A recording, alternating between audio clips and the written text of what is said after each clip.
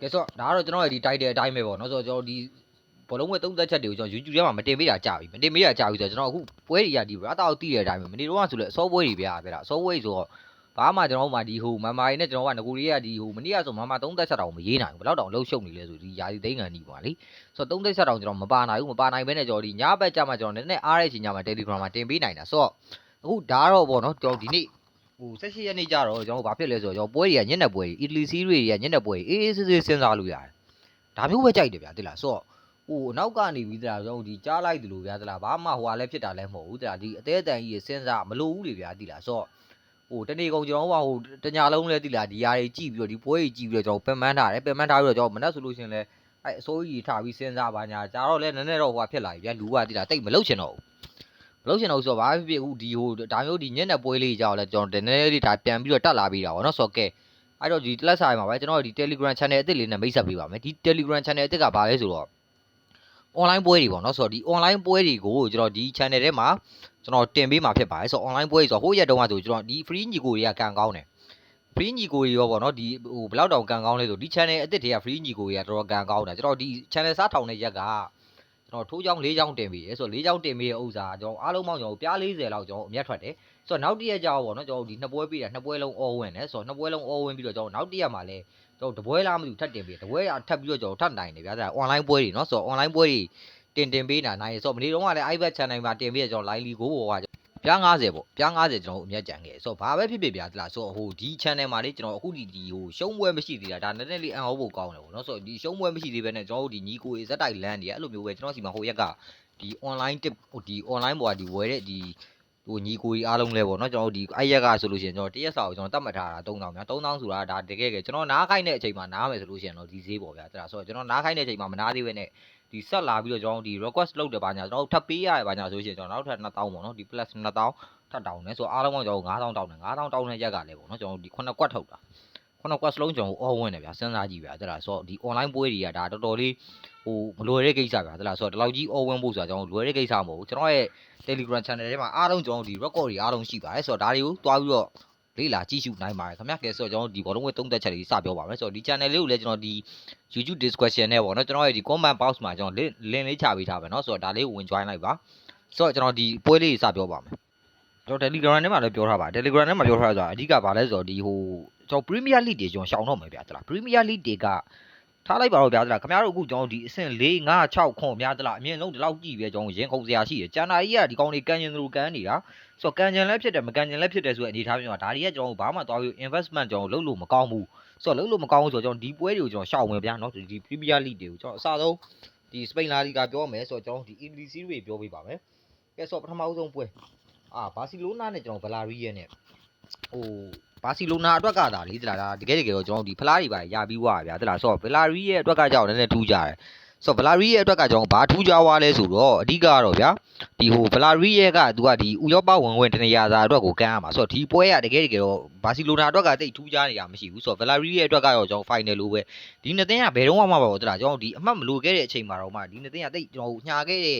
့ကာလာတွေမရှိခဲ့ဘူးဗျာဆိုတော့ဒီအချက်ကြောင့်ပဲကျွန်တော်ဒီပွဲမှာကျွန်တော်9ပေါင်းအပေါ်လေးကြိုက်တယ်ကဲဆိုတော့နောက်ထပ်တော့အိုဆာဆူနာအက်စပန်ညို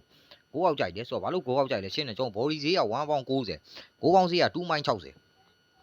ဆိုတော့ဟိုတကြောင်အောက်လိမ့်မယ်ပေါ့နော်ဆိုတော့ကျွန်တော်အိုဆာဆူနာကျွန်တော် 1C 2C ဒီလောက်ပဲသွားလိမ့်မယ်လို့ကျွန်တော်ယူဆတယ်အက်စပန်ညိုကကျွန်တော်ပေါ်ရာတာများနေပြီပေါ့ဆိုတော့အက်စပန်ညိုပေါ်ရာတာများနေခုနောက်ပိုင်းပွဲလေးနည်းနည်းပြန်အောက်လာဆိုတော့ရှေ့တစ်ဘက်ကဆိုလဲဒီအက်စပန်ညို9အောက်သွားတယ်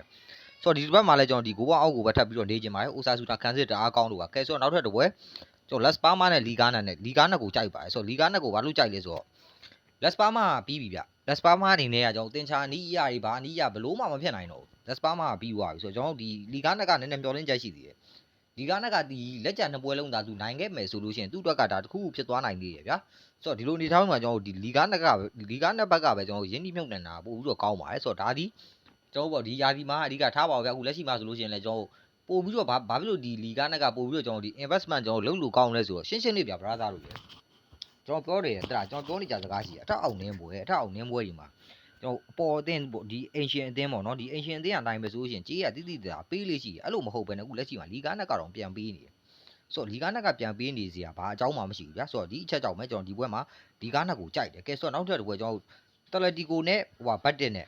ဘတ်တစ်ကိုကြိုက်တယ်ဆိုတော့1ပေါင်40ဆိုတော့ဒီဈေးတွေကကျွန်တော်ပြောပါရပါတော့ဆိုတော့ဒီဈေးတွေကတအားကျွန်တော်အပေါ်သင်းအောင်ဖို့ခဲရင်းတဲ့ဈေးတွေပေါ့နောက်ချက်ကတီကိုကအမှတ်မလို့တော့သိလားတီကိုအမှတ်မလို့တော့ဒီကောင်ကပေါက်လို့ပဲသားရေရှောက်ကန်တာဗျာသလားအခုလာလီကာမှာလေရှေ့တစ်ပတ်ဆုံးကဆိုလဲဗျာသလားဘာအသင်းကိုလည်းမသိရှုံးသွားတကယ်စောက်ချက်မရှိတဲ့အသင်းလေဆိုတော့ဒီအသင်းတွေကဟိုတကယ်ဟိုပေါ့နော်ဒီဟိုလှုပ်ရှားတဲ့အသင်းတွေဗျာသလားဆိုတော့ဒီကောင်တွေကအမှတ်မလို့ဘတ်တစ်တို့ပါဘတ်တစ်ကောလိုက်ကန်ပါပဲသလားဆိုတော့ဒါကြောင့်မဲကျွန်တော်ဒီပွဲမှာတော့ဟိုနည်းနည်းဒီဟို reality ဆန်တဲ့ဘက်ကိုရွေးမယ်ဗျာပထမဦးဆုံးပွဲအချက်ပေါ့နော်ဒီဈေးကြောပေါ့ဈေးကြောကကြောင့်ဝါအဲ့ဈေးတွေကကျွန်တော်အောင်တဲ့ဈေးမဟုတ်ဘူးဆိုတော့နောက်တစ်ချက်ကဘာလဲဆိုတော့အမှတ်လူဒီရမှတ်လူရဲ့ demand ရတယ်ကျွန်တော် real ဘတ်တစ်ကပို့ပြီးတော့လိုအပ်နေတာဖြစ်တဲ့အတွက်ကျွန်တော် real ဘတ်တစ်ကိုရင်းကြည့်ကြပါကဲဆိုတော့နောက်ထပ်တစ်ပွဲကျွန်တော်ဒီဟိုအလာဘတ်နဲ့ဗလာဒိုးလေးနဲ့ပေါ့နော်ဆိုတော့ဒီအလာဘတ်တွေကျွန်တော်စောင်းနေလိမ့်မယ်လို့ထင်တယ်စောင်းနေလဲလိုက်ရမှာပဲ1ပေါင်60ဗျာတလားဟိုဗလာဒိုးလေးကကျွန်တော်ဘာအတွက်ကြောင့်လိုက်ပါလဲသိလားဗလာဒိုးလေးကိုဟုတ်ပြီကျွန်တော်ကတော့ဒီအလာဘတ်တွေကကျွန်တော်ဒီထိုးကားတွေများနေတယ်ဘာညာဆိုပြီးတော့ဟိုဗလာဒိုးလေးတွားလိုက်တယ်ဒါကြီးကတော့လုံးဝဒီဟို stupid thinking ကြီးဗျာတလားဆိုတော့ဘလုံးသင်းနေရအခုချိန်မှာကျွန်တော်ကဒီသူကနဲ့သူအကုန်လုံးကတာဝန်ယူနေရတယ်တာဝန်ယူနေရဆိုတော့ဗာလဲဆိုကိုလောက်ခဲ့တဲ့လောက်ရက်တွေအားလုံးတာဝန်ယူနေရတာဝန်ယူနေရတဲ့အချိန်မှာမှဒီကောင်းလေးကိုယ်တိုင်တကယ်လိုက်ကစားနေ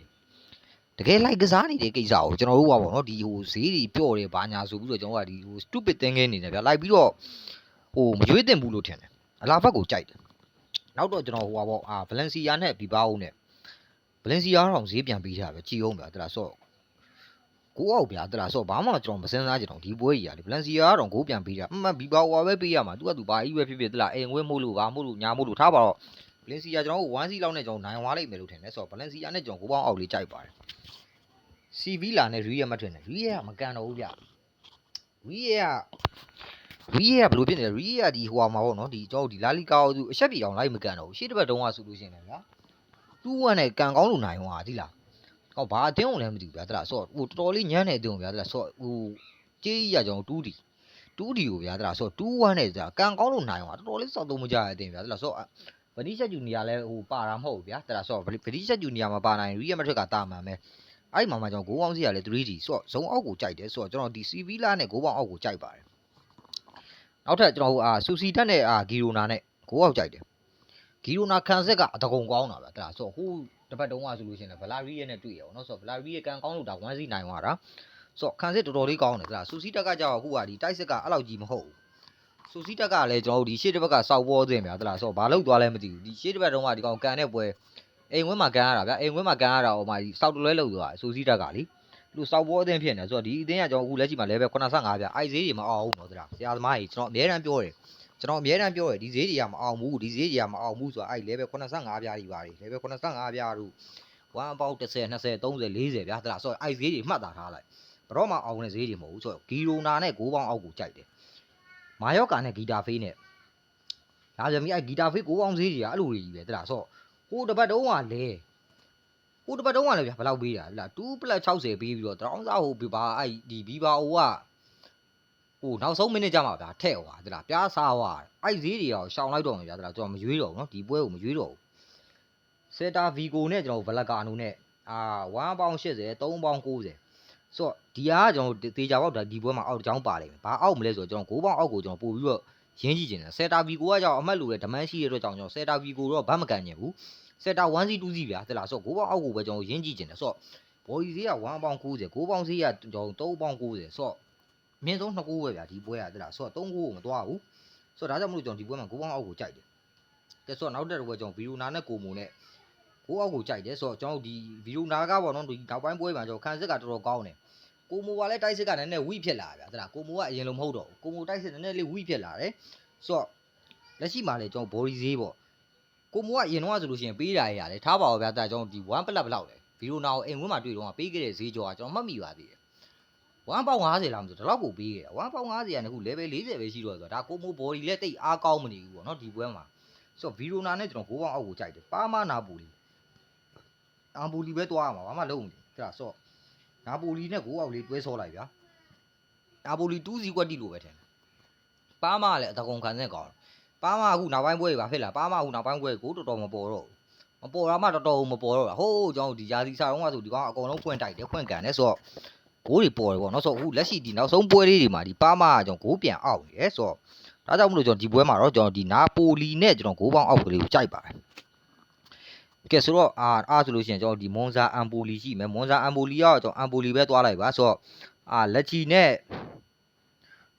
့တိုရီနိုဆိုတော့လက်ချီနဲ့တိုရီနိုမှာကျတော့ကျွန်တော်6ပေါင်းအောက်ကိုကြိုက်တယ်ဆိုတော့6ပေါင်းအောက်အပြင်ကျွန်တော်လက်ချီဘော်ဒီပါကြိုက်တယ်ဗျာတဒါဆိုတော့9အောက်မဟုတ် sorry ဒီပွဲကိုနည်းနည်းသေချာလေးပြောပြမယ်ဆိုတော့လက်ချီဘော်ဒီကြိုက်တယ်လက်ချီကကျွန်တော်ခပ်ပြင်းပြင်းကိုပေးထားအောင် level 100စိတ်ချလက်ချဟိုယုံလို့ရရဆိုရယ်ဈေးမျိုးဗျာတဒါဆိုတော့လက်ချီရဲ့ဈေးမျိုးကကျွန်တော်ဒီစိတ်ချလက်ချကိုကျွန်တော်ယုံလို့ရရဆိုရယ်ခြေတန်းမျိုးကိုပေးထား level 100ဒါတော်တော်ပြင်းတဲ့ဈေးလို့ပြောလို့ရတိုရီနိုကိုပေးထားတာဗျာတိလားတိုရီနိုဆိုတာကျွန်တော်စောက်ပေါ်အသင်းမဟုတ်ဘူးစီးရီးမှာသူကလည်းသူကျွန်တော်ဒီဟိုအလဲတန်းအဆင့်ရှိတဲ့အသင်းတစ်သင်းဗျာတလားဒီကောက်မှာတော့စိတ်ရှိလို့ရှိရင်ဒီကောင်ဥရောပပြိုင်ပွဲကြီးပါဒီကောင်ဝင်ပြိုင်ခြင်းနဲ့ဝင်ပြိုင်လို့ရတဲ့ဒီဟိုအနေအထားတစ်ခုရှိတယ်ဒါအိုဆိုတော့ဒီကောင်တွေကတီးတဲ့အတိုင်းပဲဒီနောက်ပိုင်းပွဲမှာပေါက်လို့ပဲသားရဲ့ကန်တယ်ဒါမျိုးကြီးကန်ပြီးတော့ဒါဒီလိုဖြစ်သွားတာတိုရီနိုကဒီလောက်ကြီးချင်တဲ့အသင်းမဟုတ်လက်ရှိမှာကျွန်တော် level 100ဈေးရအောင်ကျွန်တော်လက်ရှိရိတ်အောက်ကိုပဲခိုးလုံးကျင်တယ်ဘာဖြစ်လို့လဲဆိုတော့လက်ရှိဘက်မှာကျွန်တော်ဘူကီရှိနေတယ်ဗျာ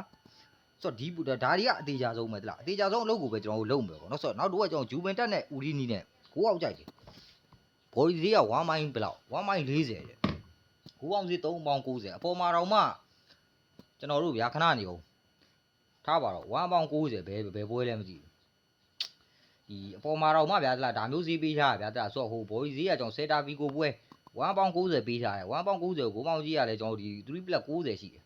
အဲ့တော့ဒီပါဒီဂျူဗင်တက်ကဗျာကျွန်တော်ဒီဘော်ဒီဈေးကကျွန်တော်1မိုင်း40ရှိပြီးတော့ကျွန်တော်9ပေါင်းဈေးကိုလည်း3ပေါင်း90တဲ့ဗီယိုနာကို9ပြန်မပေးထားတဲ့ဈေးမျိုးဗျာသိလားဗီလိုနာကိုကျွန်တော်9ပြန်မပေးထားတဲ့ဈေးမျိုး brother အနေနဲ့ risk ယူကျင်တယ်ဆိုလို့ရှိရင်9အောက်ကိုကစားကျွန်တော်ဒီပေါ့ပေါ့ပါပဲသွားမယ်ဆိုလို့ရှိရင်တော့ဂျူဗင်တက်ကိုသွားပါတော့ဂျူဗင်တက်ကတော့ကျွန်တော်ပြားတော့ရင်းရမယ်1စီးနဲ့နိုင်1ဘယ်လိုလုပ်မလဲကျွန်တော်ဂျူဗင်ကိုကျွန်တော်ယုံတဲ့အထက်မပါဘူးဗျာတလားဂျူဗင်တက်ဆိုတဲ့အတင်းကိုကျွန်တော်ယုံတဲ့အထက်မှာမပါဘူးဆိုတော့ကျွန်တော်ကတော့9အောက်ကိုပဲကျွန်တော်ရဲတင်းကျွန်တော်ညွှန်ပြကျင်တယ်ဗျာကဲဆိုတော့နောက်တစ်ခါကျွန်တော်အင်တာလာစီကိုအင်တာပဲသွားရမှာဘာလို့လဲဆိုတော့သူကသူချန်ပီယံလိဖိုင်နယ်ရှိတယ်ပြောပါပြောဒါဟိုသူ့ဟိုမှာပါလေအဝေးကွင်းမှာတွေ့တော့အောင်စစ်စည်းနိုင်ခဲ့တာလက်ရှိမှာကျွန်တော်1ပေါက်30နိုင်တဲ့နဲ့အင်တာနိုင်ရတော့မှာဘာဖြစ်လို့လဲဆိုတော့သူ့အနေနဲ့ကကျွန်တော်တို့ကဗျာချန်ပီယံလိရှိတာတော့မှန်တယ်ကျွန်တော်ဒီနာပိုလီကဒီနေ့မှလည်းကျွန်တော်ပွဲချောင်းတယ်ဘော်ဒီစီးကလည်းကျွန်တော် 1D ဆိုတာဒါနာပိုလီအနေဆုံးကျွန်တော်တကိုးနဲ့တော့နိုင်သွားလိမ့်မယ်ဒီပွဲမှာလည်းကျွန်တော်အင်တာလည်းမဖြစ်မနေလိုက်နိုင်ကန်လိုက်မယ်လာစီယိုတို့ကကြတော့